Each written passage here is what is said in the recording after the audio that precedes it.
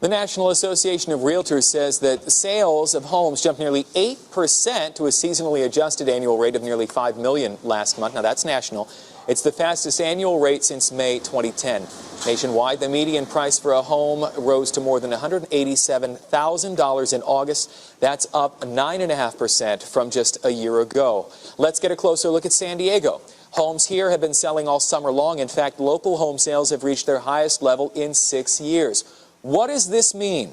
We're joined by real estate expert Mike Litton right now. We're going to break down the housing headlines. Mike, good morning. Thank you for being here. Morning, bud. All right, so highest level in 6 years. Prices aren't where they were, I would say, 6 years ago or, before. So what do we make of this? What is that saying?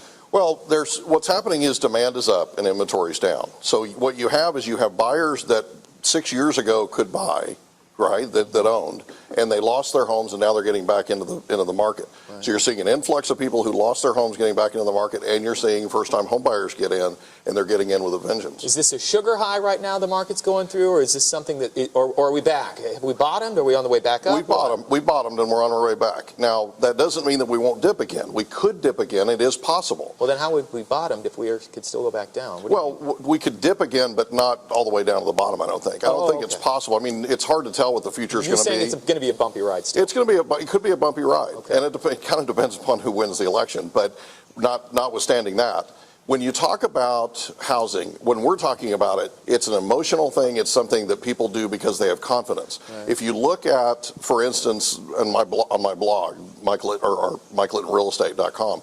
On my blog, we talk about the market update for the year, halfway through. Okay. And what it talks about is basically the fact that if you follow employment and housing are paralleling each other. Sure. I know that a lot of the homes that are being sold, even I think I read a third, are from cash buyers. Yes. People that are paying entirely cash. Some don't even live here, just other places in the country. Absolutely. Or they're just saying, I'll buy it sight unseen. Yeah. What are we supposed to make of that? Well, that's an increase in demand. And there's also something else happening. There's a decrease in confidence in Wall Street. There are a lot of people that are pulling a lot of money out of Wall Street and putting it into real estate right now. Interest rates are still low. I think they've been at record lows for a while, and the interest rates are low to try to encourage people to buy, and they've been stuck low for a while, right? So it's kind of tough to gauge. If the market were doing better, we wouldn't need 3%, 30-year fixed and all that, right? Well, there's actually a couple of arguments out there. One is that we're easing too much, like we're giving too much fuel to the economy. Okay. But the deal is this: when you're trying to buy a property, one of the things that you want to have is affordability. Affordability is at an all-time high right now, and interest rates are, like you said, at an all-time low. So if people can't buy right now, they need to try and refinance. Mm-hmm. There's a thing called HARP 2.0. They need to be looking into that. That's something that's a very, very popular thing right now, and HARP 2.0 can get them a lower interest rate. It won't help them with their principal balance, but it'll get them a lower interest rate. I mean, say your payment or your 5% or something. I mean, if you can get down to 3%, that's a lot of savings. Oh, you're absolutely. You're going to save yourself a lot of money, and it totally makes sense to you. Especially if you have a higher balance mortgage. Okay, so let's talk about. I always like to ask you this last. Best advice for people who are buying a home right now is what? Well, it's interesting. We've been talking for a while, you and I, and my advice for that entire time has been for buyers to get in. One of the things that's getting ready to happen is when this quantitative easing stops, when they actually stop doing this and they phase it out, well, the Fed's interest rates are going to go up. They're unwinding Fannie Mae and Freddie Mac right now. Okay. Interest rates are going to go up. Interest rates are going to go up dramatically potentially.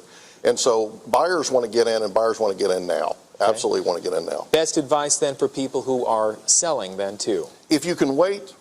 If you really need to sell, or you're at a point where you've waited as long as you possibly can, jump in and get your property sold. Whew.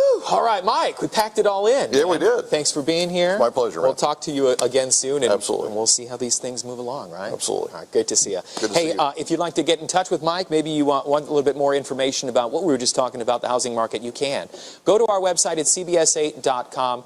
Just click on the hot button.